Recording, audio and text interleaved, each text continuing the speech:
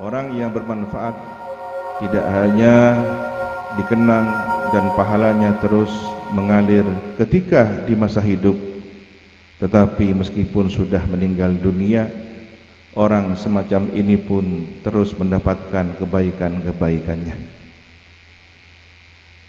Hadis Nabi menyimpulkan ada 3 kategori. Yang pertama, siapapun orangnya, asalkan dia bermanfaat, maka dia mendapatkan pahala dari sedekah jariyahnya. Yang kedua, guru yang mengajarkan ilmunya, kemudian ilmunya bermanfaat, dialah yang mendapatkan pahala jariyah dari ilmu yang bermanfaat. Dan yang ketiga adalah orang tua yang berhasil mendidik putra-putrinya menjadi anak-anak yang soleh dan solehah, sehingga mendoakan orang tuanya. Banyak orang berjasa di sekitar kita, pahlawan yang nyaris tanpa tanda jasa. Pernahkah kita berkirim Fatihah atau berdoa, sekedar berdoa kepada para pekerja-pekerja di masa lalu yang membangun jalan raya, aspal, fasilitas umum, jembatan, bendungan? Mereka orang-orang berjasa. Pernahkah kita berterima kasih mendoakan orang leluhur kita, tetua kita yang membangun fasilitas umum seperti sumur, kemudian penghijauan, pohon-pohon yang buahnya kita nikmati hari ini? Mereka orang-orang yang nyaris terlupakan oleh sejarah.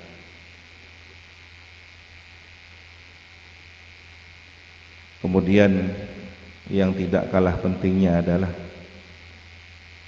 seseorang yang mengajarkan alif, ba, dan ta, guru tolang, guru murok yang mengajarkan pada kita la ilaha illallah Muhammadur Rasulullah, yang menanamkan kepada batin kita cukup berkeyakinan pada Allah. Hasbi berpesan, murok ya cok. Murok ini bahasa yang sangat luas maknanya. Murok abe, murok anak bendini, murok keluarga datang ke, murok masyarakat. Ketika tidak ada orang yang akan kita ajari, maka kita mengajari diri kita sendiri. Tetapi ketika ada tanggung jawab anak dan istri, maka mereka adalah murid-murid yang harus dididik. Ketika lebih luas manfaatnya, ada tetangga, kerabat, keluarga, maka kita harus menyampaikan ilmu kepada mereka, dan seterusnya, dan seterusnya. Hadrat almarhum Kiai As'ad, pejuang. Bahkan ketika Abuya Sayyid Muhammad bin Alwi al-Maliki ditanya, siapakah Kiai As'ad ini? Beliau menjawab singkat padat, huwa mujahid kabir. Beliau adalah pejuang besar.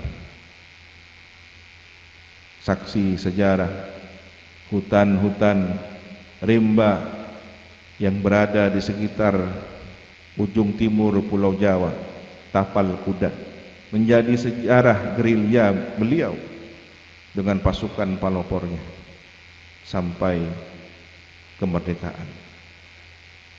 Nahdlatul Ulama adalah salah satu amanat, karena beliau adalah mediator yang mengantarkan tongkat dan tasbih dari Syekhuna Khalil Bangkalan kepada Hadratus Syekh Ki Hasyim Asy'ari Jombang. Hadrat almarhum Pamanda Kifawaid, seorang manajemen yang nyaris tidak pernah belajar akademik tentang manajemen. Namun karunia Allah menunjukkan beliau bagaimana sistem pendidikan, sistem organisasi beliau terapkan dan membuahkan hasil yang bermanfaat. Hadratal Walid, ayahanda Khidofir, seorang manajemen pendidikan yang pakar dalam kurikulum, sehingga sistem madrasah, sistem kelas, serta fan keilmuan beliau menata dan manfaatnya terasa hingga saat ini.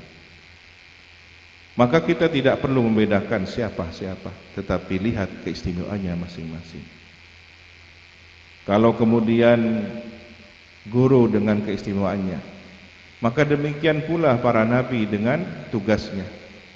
Nabi Adam memiliki umat dan zamannya, Nabi Nuh memiliki umat dan zamannya, Nabi Musa memiliki umat dan zamannya, Nabi Isa memiliki umat dan zamannya. Begitu pula baginda kita Nabi Muhammad SAW memiliki umat dan zamannya.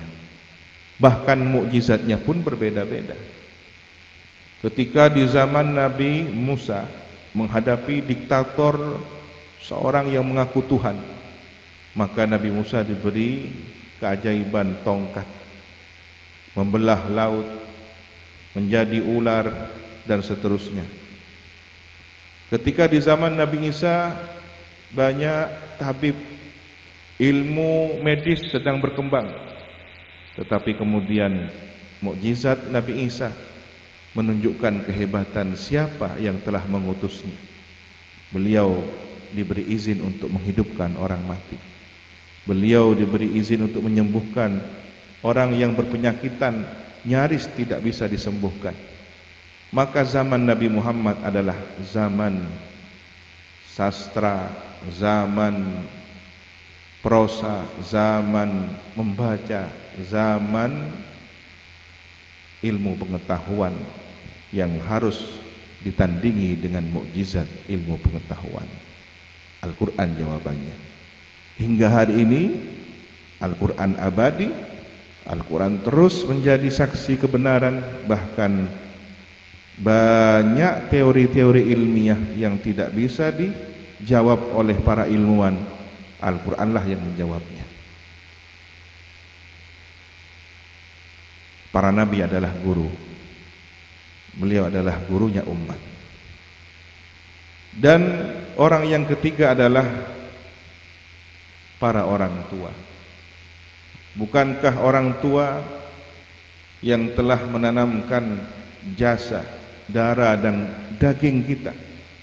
Seandainya sedekah jariyah itu menjadi amal soleh yang bisa mengantarkan orang yang sudah meninggal dunia tetap mendapatkan kebaikan, maka orang tua memiliki sedekah jariyah berupa darah daging yang ada dalam setiap anaknya, setiap hembusan nafas anaknya, setiap gerak-gerik anaknya. Di situ ada pahala orang tuanya. Bukankah orang tua juga guru? Karena ketika anak baru lahir, yang mengajarkan berbicara, mengajarkan berjalan, mengajarkan banyak hal adalah orang tua. Maka orang tua bisa menempati nomor urut yang pertama sedekah jariyah, bahkan juga nomor urut yang kedua ilmun yuntafa'u bihi. Orang tua tidak hanya orang tua secara jasad, tetapi orang tua ruhani. Guru adalah orang tua ruhani kita. Maka setiap murid memiliki orang tua berupa guru yang telah mendidiknya. Setiap umat memiliki orang tua berupa nabi yang diutus kepadanya. Maka harapan kita di Haul Majmu' para masyayikh malam ini, kita berkumpul, berzikir, bersolawat dan niat ta'lim ba'dal qabul, semoga jika ini merupakan pahala kebaikan, kita hadiahkan pahalanya untuk orang-orang yang berjasa dalam kehidupan kita. Ala hadin niyah wa likulli niyatin salihah ila hadratin Nabi. Al-Fatihah.